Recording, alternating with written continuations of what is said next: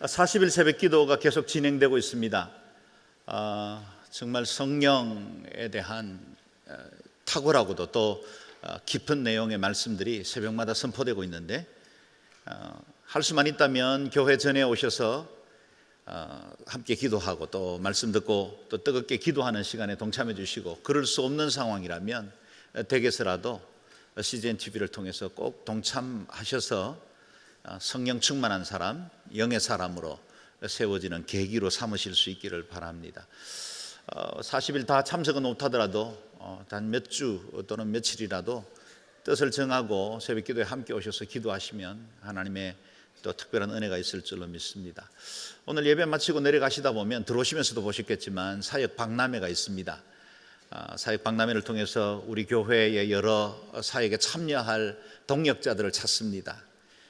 여러분, 우리가 은혜 받았으면 또 나누는 것이 또 우리의 은혜를 더 충만하게 만듭니다. 그래서 1인 1사역 운동에 합당하게 사역에 동참해 주시기를 부탁을 드립니다. 오늘 우리는 대강절 세 번째 주 촛불을 밝혔습니다. 대강절에는 매주일마다 촛불 하나씩을 밝혀서 성탄절까지 4개의 초의 불을 밝히게 되어 있습니다. 촛불을 밝히는 이유는 이 어두운 세상에 참 생명의 빛으로 오신 그리스도를 우리가 대망하는 그 주님을 기억한다는 의미이고, 또 그 주님이 나의 삶에 온전히 임하기를 소망하는 마음으로 예배하기 위함입니다. 4개의 초는 각각의 의미를 담고 있습니다. 첫째 주일에 밝힌 촛불은 희망을 상징합니다. 두 번째 주일의 촛불은 평화를 의미합니다. 오늘 우리가 밝힌 세 번째 촛불은 기쁨을 의미하고, 다음 주일에 밝힐 넷째 주일의 초는 사랑을 상징합니다. 모두 그리스도의 속성을 드러내기도 하고, 또한 희망과 평화, 기쁨과 사랑, 이 모든 것은 예수 그리스도께서 우리에게 오심으로 주어진 은혜의 선물, 천상의 선물을 의미하는 것입니다. 이 은혜를 지키며 기억하며 지키는 이 대강절은 빛의 축제이고 은혜의 축제입니다. 하나씩 밝혀갈 때마다 우리 안에 어둠이 떠나가고 더욱더 은혜의 빛으로 밝혀지고 그리스도를 더욱더 사랑하게 되는 은혜가 이 성탄 계절에 각 가정과 우리의 심령 가운데 임하기를 주의 이름으로 축원합니다. 지난 주일 묵상했던 6월절 어린 양으로 오신 그리스도를 여러분 기억하실 겁니다. 출애굽하던 그 밤에 주님께서 주신 명령대로 순종해서 자기 집 대문에 어린 양의 피를 발라놓은 그 집은 재앙과 저주가 6월 뛰어넘는 은혜가 있게 되었다는 것입니다. 그 집안에 어떤 사람이 살고 있었는가 하는 건 중요하지 않습니다. 그가 어떤 배경, 성품, 또 얼마만큼 많은 것들을 이루었는지 인종도 사회적 신분도 개인의 성품도 분별의 기준이 아니었습니다. 오직 한 가지만 봅니다. 어린 양의 피입니다. 그 피가 발려져 있는 집은 심판을 피할 수 있었습니다. 이스라엘 백성들은 자기 가족을 구원하기 위해서 특별히 공로를 쌓거나 종교적인 의와 수양을 쌓았기 때문에 얻은 구원이 아니었습니다. 모세를 통해서 주신 하나님의 말씀을 듣고 믿어 순종한 것이 그 가정의 구원을 불러일으킨 것입니다. 피가 구원을 가져다 주었습니다. 그렇다면 도대체 그 피가 무슨 특별한 의미가 있길래 기독교 복음의 핵심적인 주제 중에 하나가 되었을까요? 오늘 우리는 생명의 구속을 이루는 데 필수적인 피의 역할에 대해서 좀 더 깊이 묵상하려고 합니다. 지난 주일 설교의 속편에 해당된다, 그렇게 말할 수 있겠습니다. 오늘 말씀의 핵심은 11절 한 절에 담겨 있습니다. 같이 읽어보겠습니다. 시작. 이는 육체의 생명이 피에 있기 때문이다. 내가 너희를 위해 제단에서 속죄하는 용도로 주었던 것이 바로 피다. 이는 피가 생명을 대속하는 것이기 때문이다. 아멘. 이 짧은 말씀의 신구약 전체를 관통해가는 대속적 은혜, 구속의 은총이 어떻게 주어졌는지를 잘 말해주는 그런 핵심적인 내용이 담겨 있습니다. 2개의 문장을 기억하십시오. 첫째, 육체의 생명은 피에 있다. 둘째, 피가 생명을 대속한다. 구약 성경 중에 39권 중에 가장 신약적인 책 한 가지를 꼽으라 그러면 단연코 레위기를 들 수 있겠습니다. 그 가운데도 핵심적인 내용이 오늘 묵상하고 있는 레위기 17장에 담겨 있습니다. 어떻게 이스라엘 가정이 자신의 집 문설주와 임방에 발랐던 그 피로 인해서 재앙에서 벗어날 수 있었을까요? 오늘 본문이 설명합니다. 어떻게 지난 구약시대 수많은 이스라엘 백성들의 짐승 제사를 통해서 하나님이 은혜를 베푸시고 그들의 죄를 용서할 수 있었을까요? 오늘 본문이 말합니다. 어떻게 예수 그리스도 2000년 전 갈보리산에서 흘리신 그 보혈이 오늘 저와 여러분의 구원이 되어서 우리를 영원한 생명의 은혜로 또 하나님의 자녀되는 특권을 줄 수 있었을까요? 오늘 본문이 기반이 됩니다. 너무나 귀하고 보배로운 말씀입니다. 다시 11절 묵상하며 읽어보겠습니다. 시작. 이는 육체의 생명이 피에 있기 때문이다. 내가 너희를 위해 제단에서 속죄하는 용도로 주었던 것이 바로 피다. 이는 피가 생명을 대속하는 것이기 때문이다. 여기 본문에 내가 너희를 위해 라고 말씀하신 그 짧은 한 문장을 주목해 볼 필요가 있습니다. 누가 말씀하셨습니까? 하나님 말씀하셨습니다. 무엇을 말씀하셨습니까? 우리 죄를 씻을 수 있는 방법을 우리가 찾아낸 것이 아니라 하나님이 우리에게 주셨습니다. 그럼 어떻게 우리가 죄에서 용서받을 수 있을까요? 제단에서 드리는 짐승의 피로 씻고 생명을 대속할 수 있다고 말씀하십니다. 보십시오. 죄를 지었으면 당연히 죄 지은 자가 죄값을 받는 것이 마땅합니다. 그런데 하나님께서 우리에게 벌을 주지 않으시고 우리를 대신해서 죄값을 치룰 수 있는 대속, redemption, 다른 이에게 죄가 전가되어 우리의 죄를 용서할 수 있는 방법, 그 길을 알려주신 것입니다. 누가 하셨습니까? 하나님이 하신 것입니다. 우리가 공로를 쌓고 수고해서 종교적인 의를 통해 만들어낸 길이 아닙니다. 어느 목사나 어느 선지자가 가르쳐준 길이 아닙니다. 하나님이 우리에게 주신 은혜의 길, 피를 의지하라. 그 피로 속죄함을 받는다라고 말씀하신 것입니다. 누가 이 대속의 방법을 주셨습니까? 생명의 주인이시고 심판의 주인이신 그분이 우리에게 이 속죄의 길을 주셨습니다. 그렇기 때문에 이 일은 확실합니다. 변치 않는 진리입니다. 그 때문에 우리가 구원의 방법을 더욱더 든든히 붙들어야 합니다.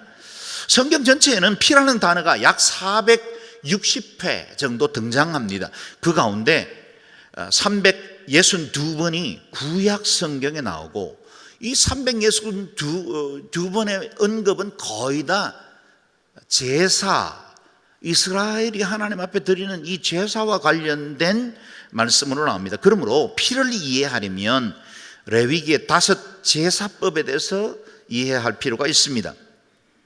구약시대에는 5개의 제사법이 나옵니다. 그 가운데 곡식이나 가루를 불살라서 드리는 2번째 소제 외에는 모두 가축을 죽여 피를 흘리고 불살라 드리는 예배였습니다. 번제, 화목제, 속죄제, 속건제는 모두 피가 있는 제사였고 제사 드리는 목적과 방법은 조금씩 달랐지만 제사의 목적은 한 가지였습니다. 죄를 씻는 것입니다. 피를 흘림으로 짐승이 인간을 대신해서 피를 쏟음으로 우리의 죄를 용서하시는 하나님께서 베풀어 주신 은혜의 방법이 제사였고 그 5개의 모든 레위기의 제사는 한 분 예수 그리스도 안에서 성취되었습니다. 성경은 분명히 선언합니다. 죄의 삭은 사망입니다. 죄는 해결하지 않으면 우리를 사망에 이르게 할 뿐만 아니라 영원한 지옥까지 이끌고 갑니다. 저항할 수도 없고 도망갈 방법도 없습니다. 세월이 지나가면 해결되는 것도 아닙니다. 내가 잊었다고 해서 죄 문제가 해소되는 것도 아닙니다. 죄가 이끌어가는 길에는 사망과 파멸이 기다릴 뿐입니다. 그러므로 우리가 지은 죄의 결과에 따라서 마땅히 우리는 그 응분의 대가를 받아야만 했습니다. 그런데 하나님께서 그 죄값을 짐승의 죽음으로 대속하게 한 것입니다. 그렇다면 죄를 씻을 때 왜 이 짐승들이 피를 흘려야만 했을까요? 그 이유를 14절 말씀이 설명해 주고 있습니다. 읽어보겠습니다. 시작. 이는 모든 생물의 생명이 피에 있기 때문이다. 나는 이스라엘 백성들에게 모든 생물의 생명이 피에 있으니 너희는 어떤 생물의 피도 먹지 말라. 누구든 피를 먹는 사람은 끊어질 것이다 라고 말했다. 아멘. 여기 중요한 개념이 나옵니다. 모든 생물의 생명은 피에 있다. 피의 가치는 생명의 가치입니다. 생명과 피가 하나라 말씀하십니다. 그래서 피 흘림이 없이는 사함도 없다고 선언하시는 것입니다. 피 흘림이 없는 속죄는 없습니다. 우리의 생명을 위해 짐승의 생명을 대신하게 하신 것입니다. 이스라엘 사람이건 이방 사람이건 그 누구라도 피를 먹지 말라고 한 이유도 여기 있습니다. 왜냐하면 피는 곧 생명을 의미하기 때문입니다. 심지어 들판에서 사냥을 하다가 짐승이 피를 흘리더라도 그 피를 노지에 그냥 방치하지 말고 반드시 흙으로 덮어라 라고 말씀하십니다. 그 말씀은 모든 동물의 피, 생명을 존중하라는 말씀입니다. 이 말씀의 뿌리는 창세기로 거슬러 올라가야 합니다. 창세기 9장 말씀인데요, 같이 읽어보겠습니다. 시작. 그러나 고기를 피가 있는 채로 먹어서는 안 된다. 피에는 생명이 있다. 너희가 생명의 피를 흘리면 반드시 값을 치를 것이다. 그것이 짐승이면 그 짐승에게 그 피에 대한 값을 치를 것이며, 사람이 같은 사람의 피를 흘리게 하면 그 사람에게도 그 피에 대해 값을 치르게 할 것이다. 아멘. 피에 대한 값을 말씀하셨습니다. 죄의 삭시 사망이라면 그 사망을 건져낼 수 있는 방법도 역시 피밖에 없다는 것입니다. 이 말씀이 너무나 중요했던 만큼 기독교 역사를 보면 이 말씀을 곡해해서 이단이 되어버린 많은 교단들이 있습니다. 여호와의 증인들은 피를 먹지 말라는 말씀을 곡해해서 헌혈도 하지 않고 수혈을 받지도 않습니다. 부산에 있는 한 여호와의 증인 신도가 자신의 12살 된 딸이 장출혈로 죽어가는데도 수혈을 거부함으로 인해 결국 생명을 잃는 일도 있었죠. 이들은 피를 흘려서는 안 된다는 종교적 이유로 집총을 거부하기도 하고 병력 기피자가 되기도 합니다. 그 때문에 최근에 법적 문제로 사회적 이슈가 되기도 했죠. 우리 그리스도인 중에도 그리스도인이 피를 먹어도 되는가 하는 문제로 혼란스러워하는 분들이 없지 않을 겁니다. 먹기는 먹되 찜찜한 마음 가지고 피로 만들어진 음식들을 먹는 분도 있을 겁니다. 제가 잘 아는 목사님 한 분은 순대나 선짓국을 드시지 않습니다. 동물의 피가 포함된 음식은 먹지 않지요. 구약뿐만 아니라 신약 성경 사도행전 15장에도 예루살렘 공의회, 이방세계의 복음이 마음껏 전파될 수 있도록 문을 열어준 귀중한 종교회의에서 3가지 금기사항을 이방인에게도 두셨는데, 그것은 우상의 제물과 목매어 죽인 것과 동물의 피를 먹어서는 안 된다라는 이 3가지만 금하고 할례나 율법에 관한 모든 규정들을 해제시켜준, 선교적으로 보면 굉장히 중요한 사건이 거기 담겨 있습니다. 그러나 오늘 우리의 생활 주변에서 한국인인 저와 여러분은 피를 먹지 않고 살기가 굉장히 어렵습니다. 우리가 즐겨 먹는 음식들이 피로 만들어지기도 했고, 목매어 죽인 것들 또는 제사상에 드려졌던 음식을 먹어야 하기도 하는 겁니다. 그렇다면 이 구약의 성경 말씀을 어떻게 해석해야 할까요? 하는 숙제가 남습니다. 스테이크를 먹을 때 아무리 미디움 웰던 그렇게 요청해도 스테이크 안에는 다 피가 포함되어 있습니다. 피를 완전히 뺀 고기는 실제로 먹기가 힘듭니다. 그렇다면 이 말씀은 우리에게 어떤 의미로 해석되어야 할까요? 유대인들이 율법에 적합한 음식인 코셔를 먹고 무슬림들이 할랄이라고 인정된 음식만 먹듯이 오늘 우리도 이 문자 그대로 이 피가 포함된 음식을 먹지 않는 것이 옳은 것일까요? 하는 질문이 남습니다. 구약의 모든 제사법을 우리가 이해할 때 반드시 기억해야 할 사실이 있습니다. 모든 피에 관한 말씀은 하나의 실체를 이루기 위한 그림자들이었다는 겁니다. 무엇이 실체입니까? 십자가입니다. 이 실체, 곧 십자가에서 구속이 완성되기 전까지는 하나님께서 임시방편의 길을 내어주셨고 그것은 다 그림자에 속한 것이었습니다. 대속적 제물이 되어 생명의 구속자가 되신 예수 그리스도, 그분을 예표하는 것이죠. 이 실체가 오기 전까지는 구약의 율법과 제사들은 몽학선생이 되어 안내하는 역할을 했고 그리스도를 만난 이후부터는 그의 역할은 끝이 난 것입니다.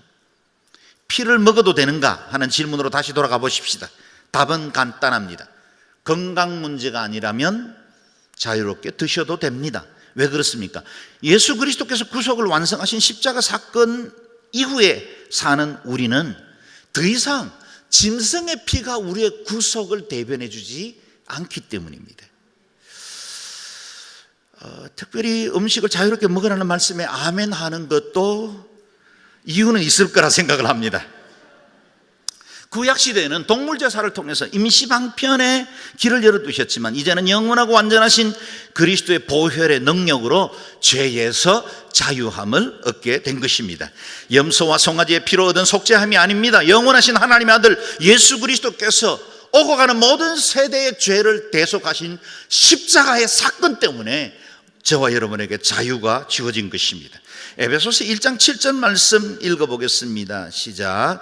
그리스도 안에서 우리는 하나님의 은혜의 풍성함을 따라 그분의 피로 구속 곧 죄사함을 얻었습니다. 아멘. 예수 그리스도의 피에 하나님의 은혜의 그 풍성함이 드러났고 그것을 믿고 받아들이는 모든 사람들에게 주어진 혜택이 되었다는 것입니다. 사도 베드로는 예수 그리스도의 보배로운 피로 인해 얻은 이 구원을 분명하게 선언하죠. 지난주에도 읽었는데 베드로전서 1장 말씀을 다시 읽어보겠습니다. 시작. 너희가 알거니와 너희 조상이 물려준 헛된 행실에서 대속함을 받은 것은 은이나 금같이 없어질 것으로 된 것이 아니요 오직 험없고 점없는 어린 양 같은 그리스도의 보배로운 피로 된 것이니라. 아멘.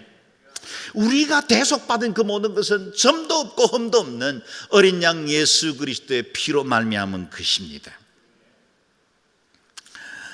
이 아름다운 보배로운 피, 그것에 대해서 찰스 스펄전 목사님은 그리스도의 피가 갖는 능력을 5가지로 정리했습니다. 저는 이 5가지를 그대로 인용하려고 합니다. 그리고 제가 또 묵상하면서 나눈 것들을 설명을 해보려고 합니다. 첫 번째, 그리스도의 피는 속죄의 능력이 있다는 겁니다. 속죄란 죄를 덮어버리는 것을 의미하죠. 히브리어의 카파르, 덮는다, 속죄라는 의미는 영어의 cover와 같은 의미를 갖습니다. 덮어버리는 것입니다. 우리의 죄가 아무리 주홍같이 붉고 검더라도 우리 주님의 보혈은 이 모든 것을 덮고도 남음이 있습니다. 사탄이 우리를 정죄하며 죄를 찾아내려고 하고 고발할 죄를 찾으려고 해도 찾지 못할 겁니다. 왜요? 주님의 피로 덮여 있기 때문입니다. 이 고소하는 자의 눈에는 오로지 주님의 보혈밖에 보이지 않습니다. 그래서 고발할 수 없습니다. 사도 바울이 선언한 말씀 그대로죠.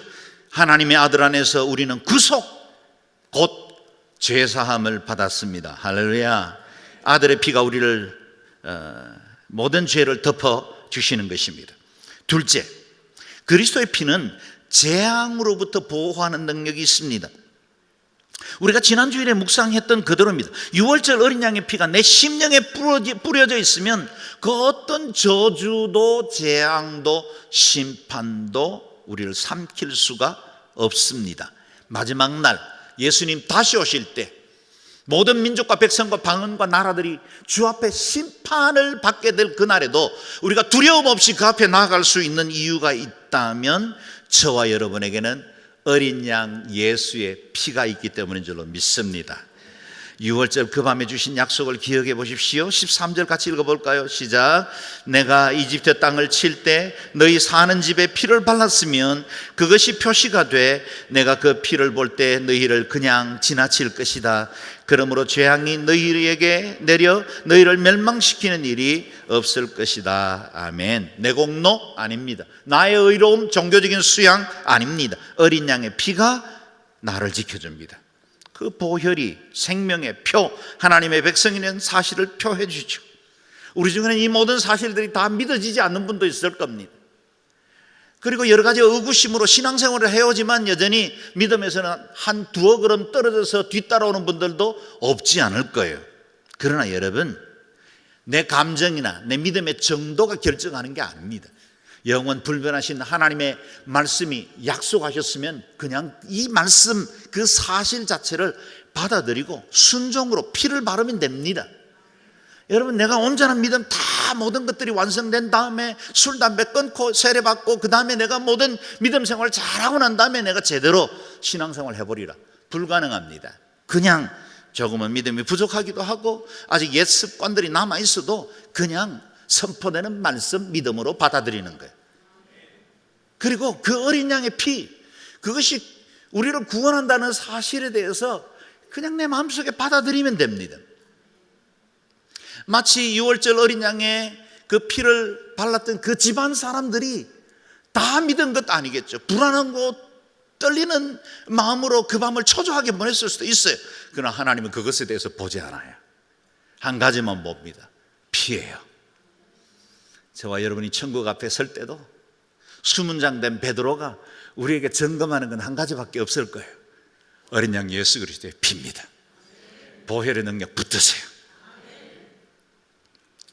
이 보배로운 피, 그 피가 우리를 지키고 우리를 영원한 소망으로 인도합니다. 세 번째, 그리스도의 피는 우리를 변호하는 능력이 있습니다.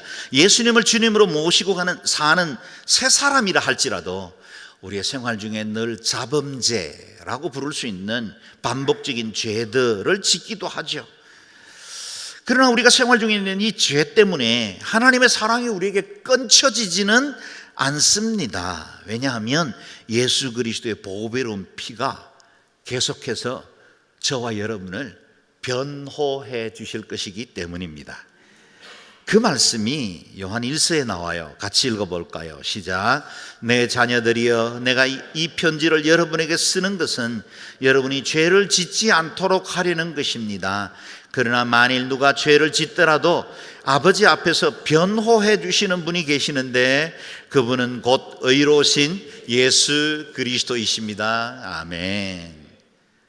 사랑하는 성도 여러분, 오늘 본문 말씀 그대로 여러분이 죄 짓지 않기를 바랍니다. 예배하는 성도들, 주님 사랑한다고 고백하는 사람들이 죄와 가까이 하면 안 됩니다. 작은 죄라도 미워해야 합니다. 성결하고 거룩하려고 몸부림치셔야 합니다. 그러나 동시에 우리가 혹 죄에 넘어졌더라도 두려워하지 마십시오. 우리의 죄를 변호해 주는 분이 계시는데 그분은 곧 의로우신 예수 그리스도십니다. 할렐루야. 우리가 죄인이기 때문에 우리를 변호해 주는 분은 의로운 분이셔야 합니다. 죄인이 죄인을 변호하는 게 무슨 도움이 되겠습니까? 오직 그리스도 한 분 외에는 의로우신 분이 없습니다. 우리가 율법에 따라서 정죄받을 때, 우리의 옛 습관에 따라서 죄 가운데 빠지고 있을 때도 여전히 우리 주님은 우리를 변호하심으로 그 보혈의 능력으로 끝까지 우리를 주의 사람으로 세워 나가는 보배로운 피인 줄로 믿습니다. 넷째, 그리스도의 피는 마귀를 이기는 능력이 있습니다. 우리 주님의 보혈은 마귀를 이기는 가장 강력한 무기입니다. 아무리 용기와 지혜가 뛰어난다 하여도 우리의 능력으로는 마귀를 이길 수는 없습니다. 마귀는 영적인 존재이고 예로부터 전략이 아주 뛰어난 간교한 자이기 때문에 믿음의 사람들조차 이 마귀의 권세를 이기기가 쉽지 않습니다. 그래서 마귀와 대적해 싸울 때 항상 이 세 가지의 무기가 저와 여러분에게 있어요. 첫 번째는 하나님의 말씀입니다. 두 번째는 예수 그리스도의 보배로운 이름이에요. 세 번째는 그리스도께서 우리를 위해서 흘려주신 피입니다. 그래서 사도 야고보는 마귀를 대적하라, 그리하면 너희를 피하리라 그랬어요. 마귀를 대적할 수 있는 권세가 어디서 나옵니까? 어린 양 예수 그리스도의 피로 내가 속죄함을 받고 나는 정결한 하나님의 사람이 되었다는 선언이죠. 어떤 고발도, 어떤 우리를 정죄하려고 하는 악한 자에 대해서도 우리가 담대할 수 있는 이유가 있다면 그건 어린 양 예수 그리스도의 보혈을 가진 자이기 때문입니다. 더러운 마귀는 거룩하고 의로운 곳에는 생존할 수 없습니다. 엄지, 어둠 속 벌레들이 빛이 비치면 혼비백산 도망가듯이 주의 보혈 앞에서도 마귀는 그렇게 도망칠 줄로 믿습니다. 마지막 다섯 번째, 그리스도의 피는 성화시키는 능력이 있습니다. 주님의 피는 우리 모든 죄를 씻기는 능력입니다. 히브리서 9장 말씀을 읽어보겠습니다. 시작. 하물며 영원하신 성령을 통해 흠없는 자신을 하나님께 드리신 그리스도의 피가 더욱 우리의 양심을 죽은 행실에서 깨끗하게 해 살아계신 하나님을 섬기게 하지 않겠습니까? 아멘. 주님의 보혈은 우리의 죄를 깨끗하게 씻기실 뿐만 아니라 죄를 이길 능력을 갖게 하십니다. 그래서 우리가 믿음 생활하는 동안 이전에 좋던 것 이제는 값 없어지는 거예요. 옛날에는 그거 없으면 큰일 날 것 같고 그거 하나 가지면 교만 떨던 인생에서 그게 그렇게 크게 보이지 않기 시작해요. 내가 성화되는 거예요. 주의 보혈의 능력과 은혜로 내가 점점 더 그리스도를 닮아가기 시작하는 겁니다. 그래서 믿음 생활을 하고 말씀을 듣고 늘 기도하는 삶을 살다 보면 어느새 내가 땅에 살지만 하늘에 속한 자라는 사실을 깨닫기 시작해요. 그래서 하늘의 가치, 하나님의 그 눈과 관점으로 세상을 보기 시작하고 내 인생을 재해석해내기 시작합니다. 조금 어렵고 힘들어도 병들고 연약해져도 재정의 어려움과 힘겨운 시간들이 계속돼도 그것 때문에 낭망하지만은 않습니다. 왜 우리가 실망 없겠어요? 왜 우리가 넘어지지 않겠어요? 그러나 다시 일어설 수 있는 용기는 어디서부터 생깁니까? 성령, 예수 그리스도의 보혈, 그 은혜의 말씀이 우리를 붙들어 줍니다. 정리해 보십시다. 피는 곧 생명을 의미합니다. 그 피를 흘린 죄는 오로지 또 다른 피로서만 용서받을 수 있습니다. 그 피를 흘려주신 영원한 속죄의 제사가 십자가 예수 그리스도를 통해서 이루어졌습니다. 그러므로 저와 여러분, 죄로 죽을 수밖에 없는 인간이 죄 용서받아 자유를 얻을 수 있는 방법은 예수의 피밖에 없습니다. 큰 죄든 작은 죄든 모든 죄책감과 두려움으로부터 해방되는 방법도 예수의 보혈밖에 없습니다. 거룩하신 하나님과 자주 죄에 빠지는 인간이 화목하고 그분의 보좌 앞에 나아가 이와 같이 예배할 수 있는 길도 예수 그리스도의 피밖에 없습니다. 저와 여러분이 영원한 하나님의 나라의 시민이 되고 이 땅에서도 때로는 넘어지고 때로는 후회하지만 끝까지 흔들리지 않고 주님의 천성을 향해 나아갈 수 있는 비결도 다 함께 에브리바디 예수의 피밖에 없습니다. 할렐루야. 그분은 우리의 죄를 대속하는 화목제물이십니다. 그리고 우리 죄뿐만 아니라 온 세상의 죄를 위한 제물이 되셨다고 말씀하셨습니다. 우리 주님은 우리를 위한 화목제물이 되셨습니다. 뿐만 아니라 온 세상을 위한 화목제물이 되셨습니다. 그 말은 이 성탄절은 우리 안에 있는 기쁨, 즐거움으로 맞춰서는 안 된다는 의미입니다. 아직도 그리스도의 소식을 알지 못하는 사람들이 너무나 많습니다. 이미 2000년 전에 갈보리 사건에서 완전한 구속을 이루셨지만 아직도 복음 듣지 못한 미전도 종족들과 우리 주변에도 피상적으로 알고 있는 교회, 자신들이 경험했던 부정적인 예수쟁이 몇 사람들 때문에 복음으로 나오지 못하는 너무나 많은 사람들이 있다는 겁니다. 성탄절은 기쁨의 큰 소식, 즐거운 우리의 평화의 소식이 온 날입니다. 이건 우리만 듣고 말 수 있는 것이 아닙니다. 마치 베들레헴 들판에 목자들이 이 소식을 들은 이후에 뛰어나갔던 것처럼 여러분, 우리에게 주어진 이 구원의 소식은 다른 사람들에게 전파되어야 하고, 성탄절은 복음을 전하기에 가장 좋은 시간입니다. 여러분, 이 성탄절에 이 기쁨이 다른 어떤 사람들에게 전파되고 그가 영혼을 얻을 때 누리는 그 기쁨보다 더 큰 것은 없습니다. 마치 한 가정에 어린 생명이 태어나면 온 식구들이 즐거워하고 기뻐하는 것처럼 영혼을 얻고 잃어버린 영혼들이 죽기로 돌아올 때 성탄의 기쁨은 충만함으로 채워지는 것입니다. 성탄절, 우리 주님께서 흘려주신 그 대속의 피비린내가 나는 계절입니다. 성탄절은 그냥 단순히 즐겁고 좋은 시절로 지나는 것이 아니라 예수님의 피냄새를 맡을 수 있는 것이 성탄절입니다. 우리를 위해서 이 땅에 오셔서 보배로운 피를 흘려주신 그 구속의 날, 그래서 온 인류에게 주신 생명과 평화의 날이 된 이 복된 계절, 그래서 촛불을 하나씩 밝혀나갈 때마다 우리 마음속에 어둠이 사라지고 은혜와 의의 빛으로 충만케 되어지고, 아직도 어둠 가운데 있는 사람들에게 이 빛을 전하는 자로 살아가는 복된 성탄절 되시기를 주의 이름으로 축원합니다. 아멘. 기도하겠습니다. 기도할 때 우리 같이 한번 통성으로 기도할까요? 하나님, 이 어린 양의 피, 그 보혈의 능력을 이 성탄절에 더욱더 견고히 붙들게 해주시고, 아직도 이 소식 알지 못하는 사람들에게 생명의 복음 증거하는 저희들 되게 도와주시고, 열방의 우리 성도사님들 이런 성탄의 계절이 되면 더욱더 복음 전하려고 애를 씁니다. 그리고 복음 증거를 막는 나라들도 성탄절만 되면 그래도 집회도 허용하고 또 복음 전할 수 있는 기회도 열어주는 데가 많이 있습니다. 이 성탄절이 하나님 나라가 확장되어지고 이 복음이 전파되는 계기가 되게 도와주옵소서. 통성으로 같이 기도하겠습니다. 존귀하신 하나님, 은혜를 감사합니다. 주님께서 흘려주신 이 보배로운 피로 인해 이 성탄절의 진정한 의미를 깨달아 알 수 있도록 은혜 주신 것을 감사합니다. 보혈의 능력을 의지하고 날마다 생명의 주님, 우리 심령 가운데 더욱더 온전히 받아들이며 그리스도 영광 위에 살아가는 저희들 되게 도와주옵소서.